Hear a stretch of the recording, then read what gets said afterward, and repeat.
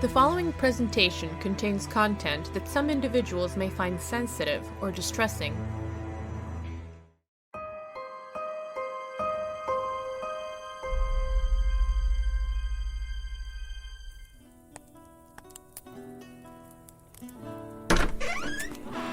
Look upon this one, dear guest. How odd indeed. What remains from his past is so different from what we can see at his end. Wisps of emotions linger, once perhaps all-consuming to any who gaze upon him, but now a soul shrouded in gray. Walls of darkness separate what was before from the shell that walks here now. No, it is more than that. See him as he is, my dear guest, his stride confident, his manner calm, his emotions gone. Save one, loathing. Seething, relentless hatred of a thing that no longer exists. Foolish ignorance and idiocy are what he cannot stand, and where, pray tell, do these things live on? At least in his mind. Very good, guest. You see as I, that what he hates only exists in one place, his past. Sit with me and let us learn what this patron has to offer the keepers.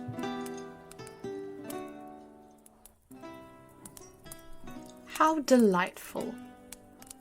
Husband, I do believe a rather interesting one approaches. For you, that is. I am most dreadfully sorry that my attention is compelled to be elsewhere. I assure you it pains me, but I have no choice. Please tell me how this turns out. I shall be riveted by every detail, I am sure.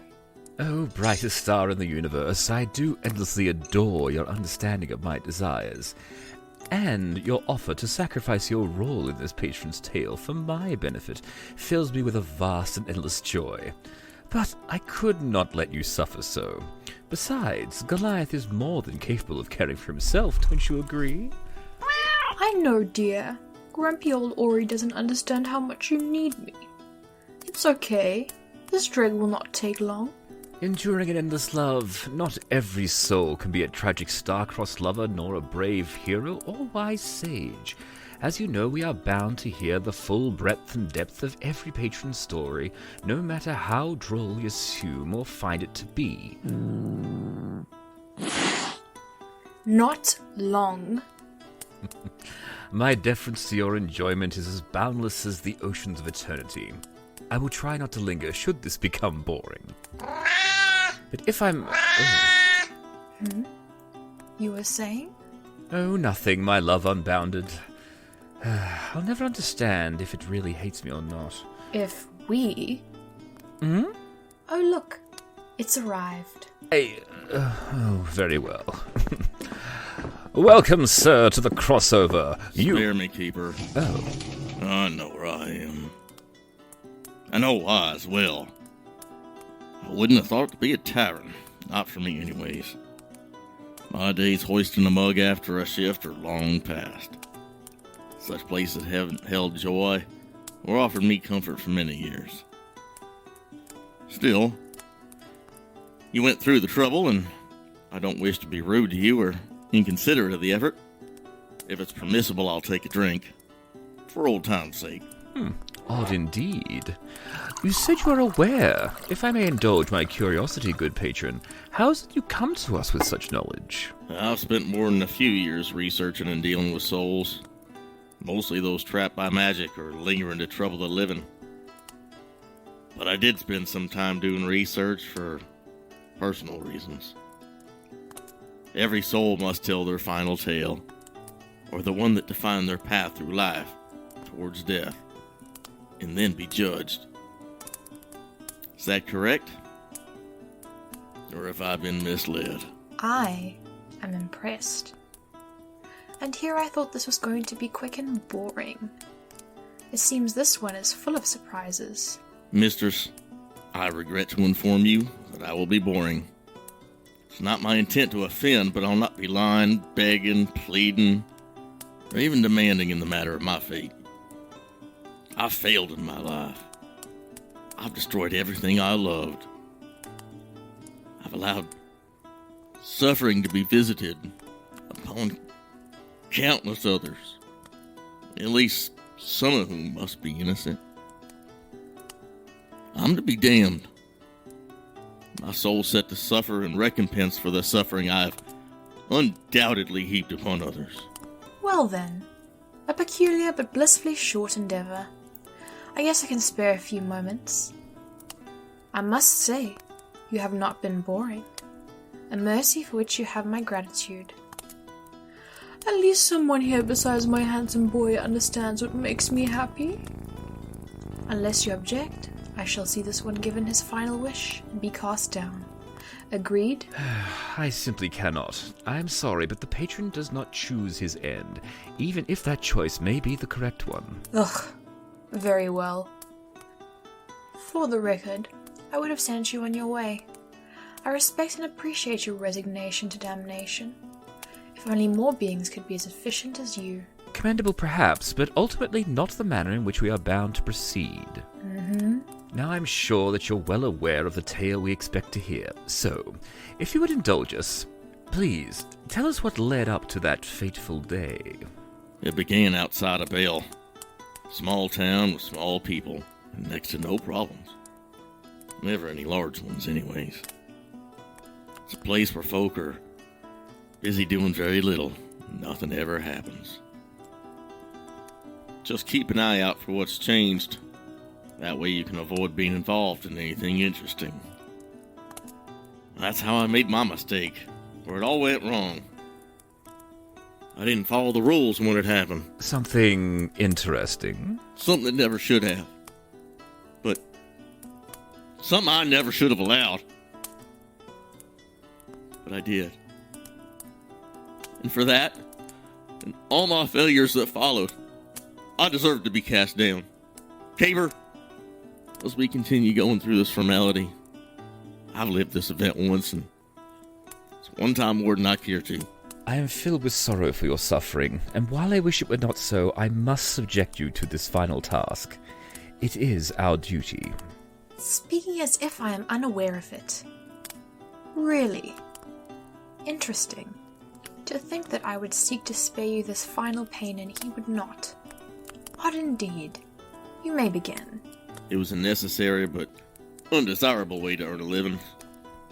They called it the graveyard shift, something to do with how the men who took the job ended up looking when they ventured out into the daylight. I never found the joke funny. On this night, least of all. The rain was relentless. The thunderous crashes of the storm rattled the very soul. It was difficult to see much and hard to hear anything. When the thunder came, it was just deafening. I'd passed by the cemetery several times already. This time, something was different. My shoulders grew tense. I had to go into the cemetery. It wasn't required. I'd rarely done it in the years that I held the post. That simple choice, I couldn't even avoid that. She was doomed the moment I met her. She? This one. He is indeed full of surprises. Not every being who walks among the living can lead armies or tear down mountains. All of them deserve the love of others.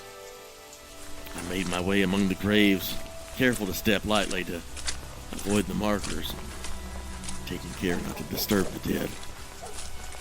Again, another failure. Stories always said they were most dangerous things in the dark. It wasn't long before I saw it. Just a glimpse of something moving, squirming near one of the graves. I should have ran, should have given in to fear or terror, but I didn't. In that moment, I found my voice. Like a fool, I used it. I called out. My voice was wavering, but God be damned, I called out. And it answered. I saw its two golden eyes first. My legs were strong that day. No amount of fear or good sense could cause them to move. I couldn't stop staring at the eyes. They were set into a face caked in so much mud that even after it moved into the dim glow of my lantern light, I couldn't make out exactly what it was. Was it just a pair of eyes? Of course it wasn't. It was the boy. Why didn't I question this? Why was I such a failure? Compassion should not be mistaken for weakness. It was compassion that held you there, was it not? I think you have that backwards. I'll not lie to you or myself in order to take shelter in the shallow comfort it would offer. Compassion implies that I understood what I was dealing with and made a choice to care. That's not what this was. This was idiocy and ignorance at its most glaring. I'd seen him the day before, you understand. I remember every bit of it. I stood there, queasy, desperate to be gone from that place, forced to watch as the flies buzzed around the ragged strips of flesh that had once been a throat before something had torn it open.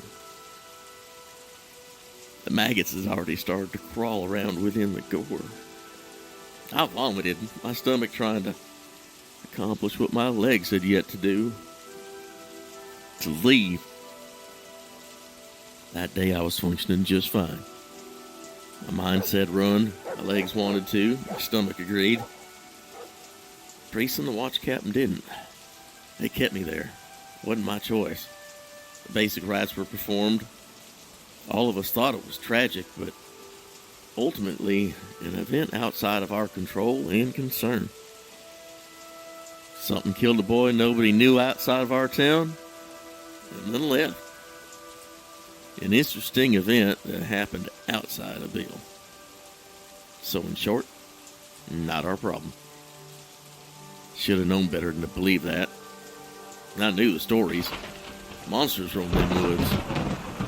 Why did I suggest we bring him into town? What did I care if some nameless urchin rotted in the woods?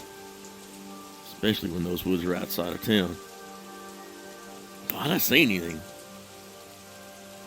What's wrong with me? I don't mean to interrupt your self-loathing. In fact, I find it quite pleasing. But there was the matter of the golden eyes. And a boy? He will come to it in his time. It was just getting interesting. He can hate himself for eternity when we cast him into the void, but here, now, he needs to complete the task he was assigned. Duty requires it. Duty, of course. If you would, sir, the boy. Right. I am extending things. I can't even manage to get this final bit right. Fitting a course that I failed here as well.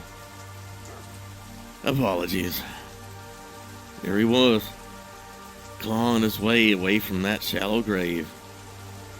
The eyes, I've never forgotten them. The whole memory's not faded one bit in all these years. They were desperate, pleading, and fixated on me. And then it happened. Help me. He spoke. The dead aren't supposed to talk. I had never before had this choice put before me. When and what to kill and what to let live. The boy, it, was struggling, terrified, begging for help. What monster does that? I remember every detail except one. Don't remember grabbing my sword. There I was, ready to draw the blade. I never used it before. What was I doing? I let go of it once I realized I wasn't a killer. And that this was a child. I wasn't a monster. At least, I didn't realize then that I was. I put my lantern down and helped him get away from that grave. I wrapped him in my coat and hoisted him up in my arms. Had he even been in that grave? He was lighter than I remembered from the day before. Was he even the same boy? Didn't matter. I needed to comfort him, and I told him again and again and again that I wasn't going to hurt him. I realized I needed to get him somewhere safe, so I took him to the place where I felt safe. I took him home. Such concern, but no thought of compassion. Odd, wouldn't you say, my dearest and endless wellspring of passion? But as you said so eloquently, dearest, not everyone can be a sage or a scholar. The world is filled with lesser men. Why abandon the lantern? Certainly you could have managed it. He was only a boy after all. There could be further dangers in the darkness, a fact that you well knew. Still, it was left behind. I knew the way home. If this boy had needs, that's all that mattered. Told him I was going to get him out of the storm. That she'd take care of him, I'd protect him. I could see the door. I knew. I knew. Knew what? I don't know. Is this memory clouded as well? No, I remember it in detail. I looked down into his face. I could see more of it now that the rain in my shirt removed some of the mud. I'm going to get you out of this storm. Get you something warm to drink. That's what I told him. Thank you. He was polite despite his weakness. I made my way back home. It was hard to manage the door and key with him in my arms, but I didn't dare set him down. Not yet. I hadn't completed my task. The wind took it once the latch lifted, and the bang of the heavy wood slamming open rivaled any of the thunder the storm had unleashed. I can only imagine what a start that must have given him. I sat him down on a chair near the fireplace, and before I could stoke the embers back into flame, she was there. She was always so much better than me. I hadn't said a word, but she was there, blankets in hand. She handed me back my coat, mud-covered and rain-soaked, but never took her eyes off of me. You just sit here a moment. This is my wife, Ellen. She'll look after you, okay? That's what I told him as I leaned over her shoulder. Didn't need to be said, but I didn't want him to worry. Why would he worry? She hadn't hesitated a moment before helping this boy. She had compassion. And a whole heap of good sense. Well, except when it came to marrying me. Even the best of us make mistakes. With the boy situated for the moment, I went to her as she was filling the kettle. I told her, "Gotta report this to the watch captain." I meant to say more, but then I realized the boy might be scared. I couldn't let him worry. You're not in any trouble. You just gotta figure out what happened, alright? Gotta know if someone puts you in the ground where you're still alive, or, well, just gotta sort things. She knew I wasn't saying all that needed to be said, but never once stopped caring for that boy. Ella looked at me, and I looked away. I didn't deserve her, and she deserved so much better than the mess I brought home and laid at her feet. I wanted to tell her something. I know it was important, but I didn't get the chance. I was about to, I think, but then he started to speak. I don't remember anything. That's fine. An experience like what you've been through, can't imagine how hard it is to think about it. Is there any part of it you want to speak about? No, I don't remember anything, and I'm so hungry. Ellen? I called out to her, but never got to finish. I'm getting him something hot to eat. I'll be over to feed him in a moment. Never had to ask, she just knew. I went to her. I needed her to know. I'm so sorry. I just realized I didn't explain any of this. There was this kid out in the storm and... Say no more. I'll get him cleaned up. I trust your judgment. Will the watch captain come or send you back here? I don't know. You won't need to go back on watch, will you? I'll be back as soon as I can. Go. Be safe. Return soon, love. I never thought about it. I just left. I knew he'd be in good hands, and somehow that's all I needed to know.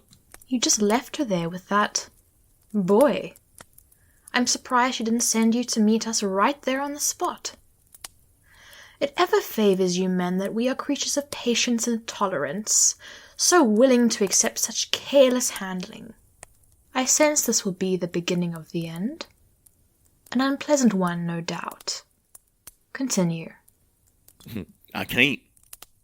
Excuse me. I can't. Plain as that. Explain yourself. And quickly. Wait. He suffers. That is plain on his face. Why can't you answer, patron? I don't know what happened after I left. Not exactly. I can only say what I saw after it was over.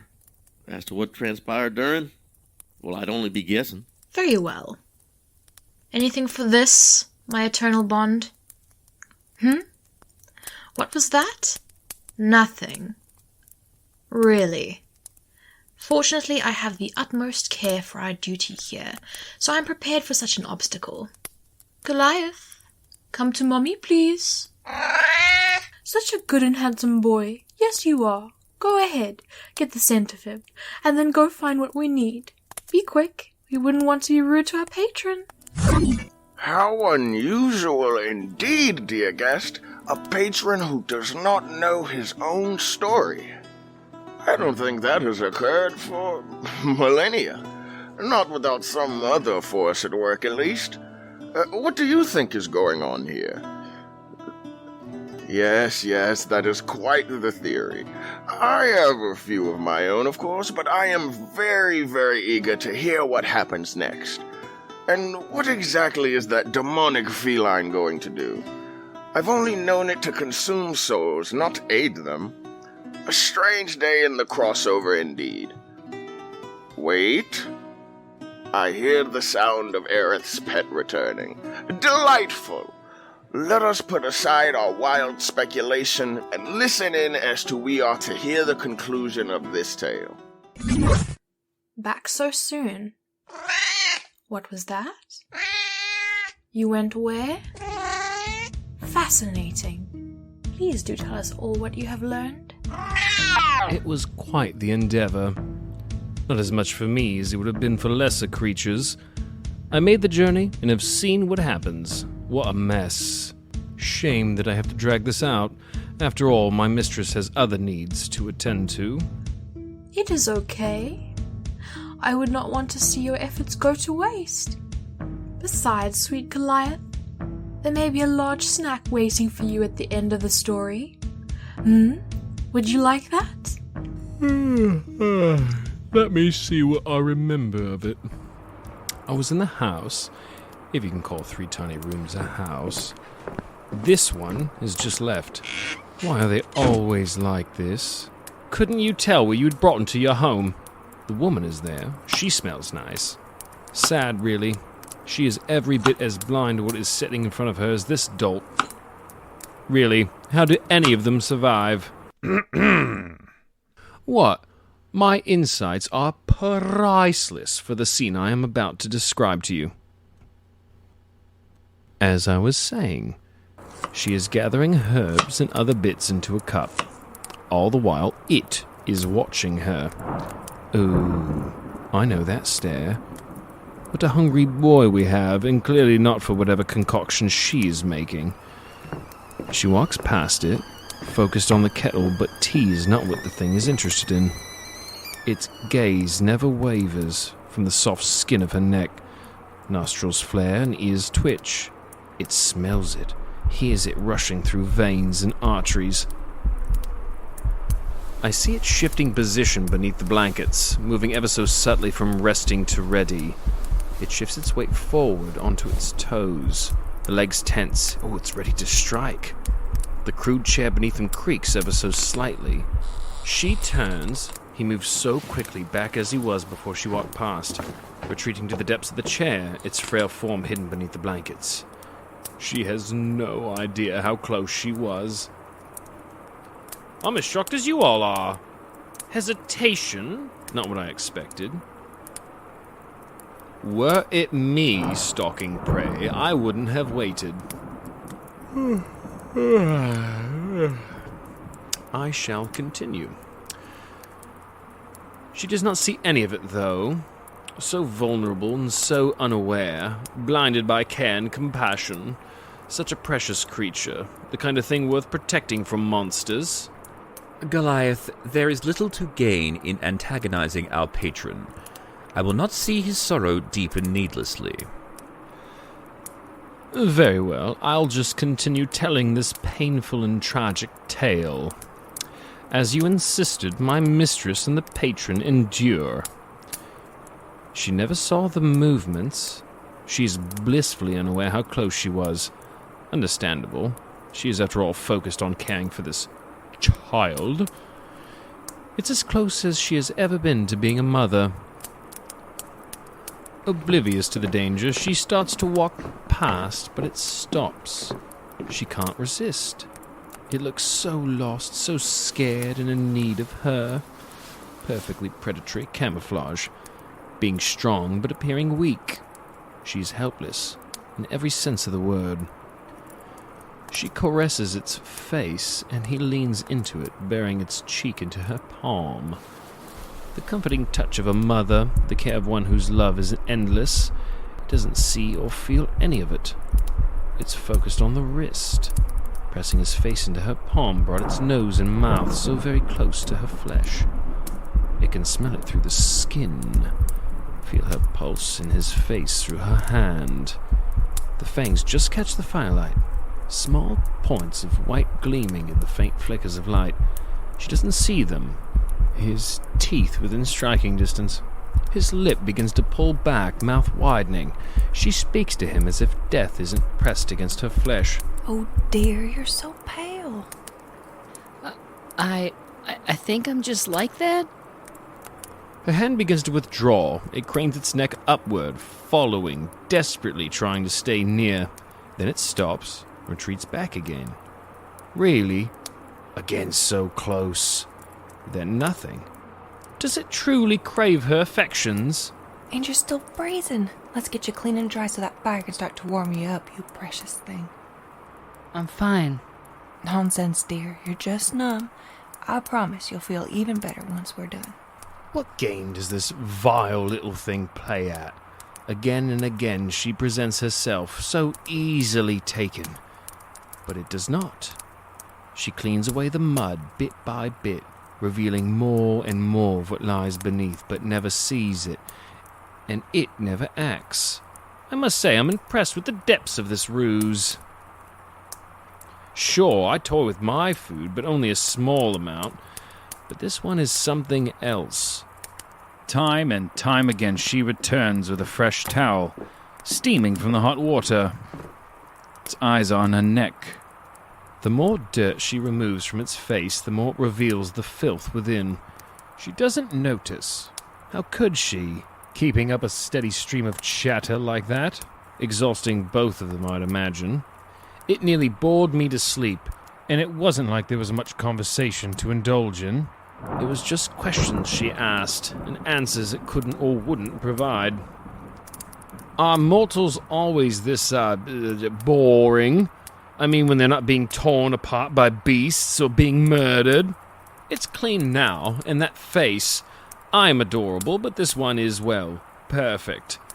Death lurks behind that mask that it wears as a face, but to her, it is just purity and weakness. Are you mad at me? I'm sorry to be such a bother. Poor child. You must have had such an awful experience. I'm starting to question if she can even feel anger. How little effort this thing has to put forth to lure its prey. Such a piteous visage. It doesn't fool me, of course. I can see what it is, and I can see how it feels. She walks away and returns. I can sense it. It's growing more and more obvious. The moment is soon. I can't describe how it feels. Not exactly. Subtle. Well played, boy. Drawing more care, sympathy, and love out of this next meal. No room to breathe. Unable to think. Dark. Terrifying. It was everywhere. I'd really rather not explain it. No worries, then. So cold. I don't feel like I'm ever gonna warm up. I'll stoke the fire. Only the fire in your veins can warm that thing. Soon enough, I'd wager. She hadn't noticed it, but I see it. It's the mouth, gives it away. Each time it stands open more and more, the unconscious mind prepares for it, for the moment when it happens. Eager to indulge in the gore and viscera of fangs tearing at her throat. And all the while she is focused on him, playing dress-up. I do feel better now that I'm dry and clean. I must look silly in his clothes. No more than he does. You look fine, and once we get some soup in you, I think you'll fit in those clothes just fine. I feel safe. So hungry. Don't be mad, the bowl of soup was delicious. But I'm just so hungry. What was that, hon? The longer she lets it stay, the stronger it and its hunger will become. Letting it relax in the warmth and shelter of the home just delays the inevitable. It is empty and pinched with need. It will feed soon. Oh dear, you have a bit of broth on your face. No, other side, sweetie. Here, just hold still a moment. She reaches in again. The wool of her sleeve falls away. Its eyes fixate. Pupils narrow. She doesn't see it, not that it would matter. He is far too fast, and she has gotten far too close. Hungry. His head snaps to the side. His lips part. The mouth opens wide, then slams down hard. Flesh cannot resist. My head! Monster! Too late. She crashes to the ground, sending shards of broken clay and spilled broth everywhere. Each heartbeat sends a spray of crimson out into the world, and the blood from her wrist mingles with soup. Both soak into her sleeve and blouse as she tries to understand what just occurred. I wonder, is it the pain, the injury, or the realization that you just spent the last moments of your life caring for the very thing that will now rend you into strips of ragged meat that makes the legs fail? No matter. He's standing over her in an instant. The tragic end is upon us. It stares down at her. Wait, what is this? I'm so sorry. I'm so sorry. I'll never do it again, I swear. I'm so sorry. I'm so sorry. I'm so sorry. It's all right. There are bandages in the pantry. Could you bring them? Of course. It pauses, then turns back. Has the monster within finally done away with the boy it consumed? You're not gonna throw me back in the storm, are you? You're not gonna bury me again? What? I just need... Please, won't you help me? Sympathy? Interesting tactic when you're bleeding on the floor. Sorry, of course I will. You've been so kind. Was that compassion? From this thing? I'm confused. It listened to her, even seemed to care that she was hurt. And into the cupboard it went. I'm sorry, I don't see... Clever girl. I see now why I found her soul where I did. Ellen, the door. It won't open. Ellen, please. Ellen. Ellen, please. It's not opening, Ellen. Oh, no. That was quite the performance, my handsome boy. You breathed such life into that memory. I told you the story needed to be heard in its entirety. Indeed. How could I not have remembered? Tell me, when did you return to this tale? I returned too late, but in the same pathetic state I had left. I was too weak to decide what was best before I left her alone. And upon my return, I was too ashamed to abandon what needed to be done. I found her there, blood-covered and still. Her body pressed against the cupboard door, holding it fast. The monster? Ellen had trapped it. No one dared open the cupboard to deal with it. She was moved and the door secured. They posted a watch. I left my home again, if I should even call it that. I had left it unprotected. Her unprotected. With a danger that I hadn't just let in, but invited. I never went back. I heard from some of the men, those that could bear the sight of my patheticness, and stomach my weakness enough to still speak to me anyways. They say they heard it crying. I hadn't realized it before, but it was not a boy or a child. It was a monster. A monster that savaged my wife because I was too weak to do what was needed. too feeble to see what it was.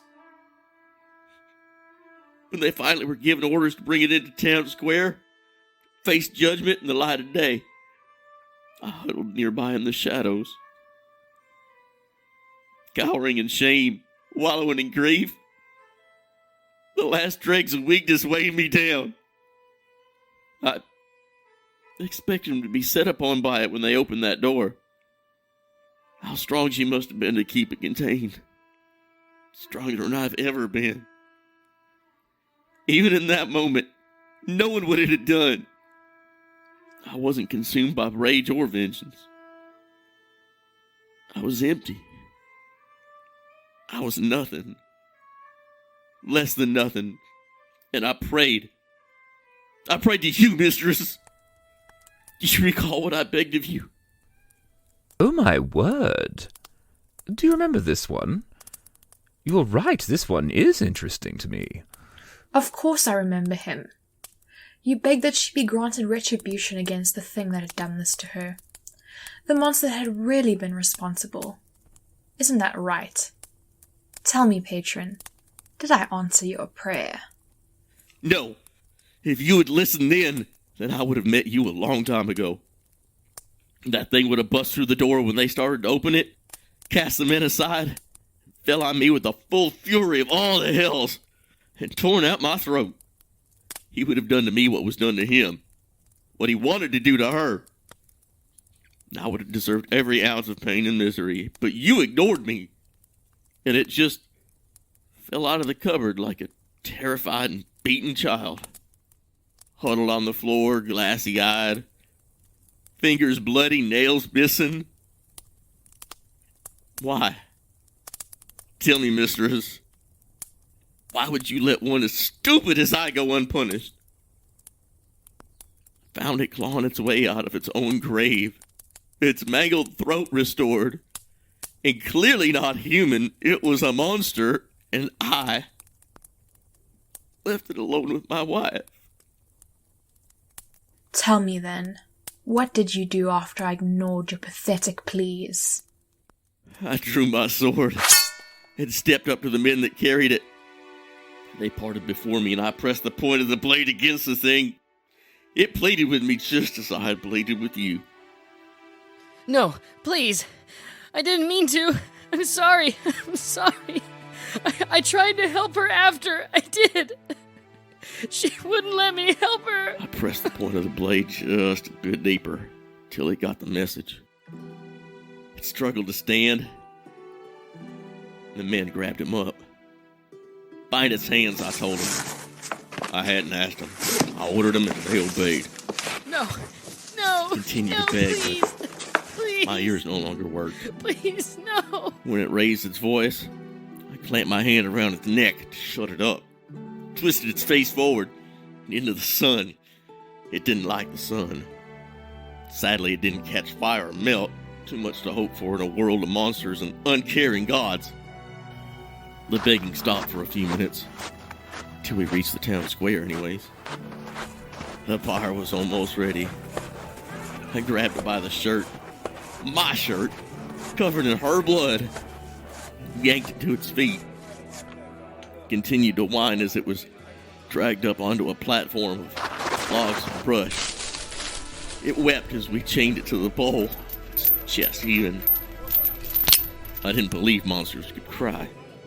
Still don't. It was quite the performance, though. Such creatures don't need to breathe. They do it to mimic life. To trick idiots like me. And no longer. There's no place for monsters here. The priest prayed, the blacksmith lit the brand, and the watch commander gave a nod. I set the pyre alight. I watched her beg, cough. More theater. Others made the sign of the great dragon.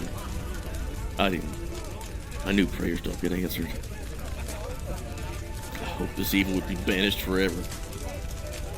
It was not to be. Above the murmur in the crowd, I heard her voice. Clear, commanding, without the slightest pause or hesitation. Are deitra, snidens vitri, if nitivea. Move aside. Good people, move aside. Lady Etnine was here. The words preceded the snap of her black-clad fingers. The fire was gone. The watch saluted her. The priest bowed before her and remained unmoving. I just stared at her. The cries of that thing impersonating a child filled the silence of that place, punctuated by occasional ragged breaths and hacking coughs. She pushed her horse through the crowd as her attendants, the bishop, and the staff waddled behind her. The priests couldn't fall over themselves fast enough to genuflect before the pair. When she reached the pyre, she stepped down from her steed and walked through the red-hot coals and smoldering wood without hesitation or fear. The pyre didn't even singe her cloak. She stepped onto the platform and it looked at her with those big golden eyes, right up until she grabbed its face and turned its head from one side and then the other. Not even fully formed. Still, it has its uses. You are right to seek me out. She looked the thing over like a merchant buying a mule. It wasn't a monster to her, just a possession to be bartered for. I don't think the last part was intended to go beyond the bishop's ears, but I heard it. How much? A small donation, then. Agreed. She whispered something in its ear, and those golden eyes closed. At her command, the guard unchained it, and she spoke another word in that strange tongue. The thing then walked after her, bound and led by unseen chains. The crowd stood there in awe, once again parting to let her pass as a handful of her servants hurried to it, coaxed it into a small trunk, and then they spirited it away. A moment later, the crowd came back to life. I could hear him grappling with the confusing and odd turn. At least it's gone, they said, relieved. There's no place for monsters here. They were right. I left Vale that afternoon. I see. Was this an easy decision for you to make, at that moment at least, with all that had happened? It destroyed what little was left of me. But I had no choice. Vale was no place for monsters. I was the worst kind. And death and damnation would have been better. Yes, for everyone. Let it all die in that moment. The memory of what happened would have faded far faster if I hadn't been allowed to linger on as a reminder. When you denied me, mistress, I had no choice but to leave. So short-sighted and self-absorbed mortals are. You stand before me, denying the gift I gave to you, and dare say I denied you? Worse. You have been preparing all these years to come here and blame me for your failures? At first, yes. But long years of trying to correct my failures has taught me one lesson. One undeniable truth. I would have been a failure with or without that night. There's no redemption to be had. Only the path to eventual damnation to be suffered through. A path that you wouldn't have walked had your prayer gone unanswered. Enough. Patron, your love for your wife was true, and has held as such for all your years. Surely she would grieve for your passing had it been then or now. And what of those whom your actions helped over the years? Would they not weep at your passing? Grief born of affections forged by falsehoods and self-serving acts. It's not a love that was earned. It's one that was stolen. Its weight should be ignored in the final counting of the soul. I shouldn't benefit from it. Those are your rules, Keeper. Or am I mistaken? Indeed. You are well versed and prepared, as you had said. I must ask, why condemn the boy to death and then allow him to be taken? Why not act then? Against Lady Etnine, words of steel would have been useless. Our encounters would come later. It would appear, dearest husband, that this one had it all worked out. Guaranteed his ticket to damnation, fulfilling his plea to me from the day regardless of events. Yes. Now I finish this drink and my tale. Let this be done. Not quite yet. I believe you have failed to account for a few things. Things that are very, very important. Allow him in if you would, dear. I grant you entry, boy. Though you haven't been a boy in some time, you are in the crossover. You may speak. Tell us what you know. Well, it wasn't his fault. The powers granted by my rebirth are intended to ensure the survival of the recently returned. Much more powerful beings than city watchmen would have fallen under their sway. There's no shame in it, and neither I nor the powers commanded any action of him. He showed mercy, because that is what she would have wanted. He was confused to be certain, but being the man she wanted him to be was at the core of it. And the burning was not his fault. I hurt his wife. They could not know what other harm I might do if left alive. He had no way of knowing what really was going on. Not then, anyways. All he knew was that I was a heartless, remorseless killing machine that deserved to be consigned to the flame. Besides, there was no way for him to know what he had set in motion that night, what fruits their kindness to me would bear over the years. You have said your piece. You may depart. Your body should not be left without its soul, after all. Thank you, Keeper. And thank you, Hamlin. Confused, patron. I thought you had this whole business sorted. Well, despite the garish audacity you have displayed here, I intend to allow one final bit before we judge you. Goliath, open the doorway for our guest. They have waited long enough. Hamlin, love, I've waited so long for you to finally get back to me. Dylan? No. Why would you wait for me? I failed you. I let you die. Why would you want me back? She should hate me. What is this, Keeper? Grief, sorrow, and love. Have you forgotten these things in all your years of self-imposed suffering, exile, and atonement? You were waiting for me? You wanted me to return, but how could you stand to see me after what I let happen to you? Why would you believe I would hate you for trying to save someone? You were doing what I would have, what a good man would do. It didn't make you a monster because you tried to save one. The only one who ended that night hating you was you.